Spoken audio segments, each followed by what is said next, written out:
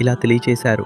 ప్రళయ దినాన అల్లా వారంలోని ప్రతిరోజును ఒక ప్రత్యేక రూపంలో లేపుతాడు.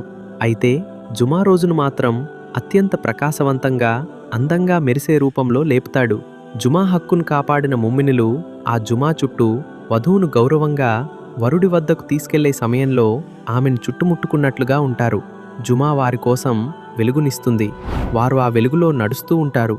వారి ముఖాలు మంచులాగా తెల్లగా ప్రకాశిస్తాయి. వారి సువాసన కస్తూరిలా పరిమళిస్తుంది. వారు కర్పూర సుగంధభరితమైన పర్వతాల మధ్య ఆనందంగా సంచరిస్తారు. వారిని చూసి మనుషులు మరియు జిన్నాతులు ఆశ్చర్యంతో చూస్తూ ఉంటారు. వారు స్వర్గంలోకి ప్రవేశించే వరకు ఆ మహిమను చూస్తూనే ఉంటారు. ఈ గొప్ప ప్రతిఫలం మరియు గౌరవానికి అల్లాహ్ కోసం అజానిచ్చే ముఅజ్జిన్లు తప్ప ఇతరులు ఆ స్థాయిలో చేరుకోలేరు.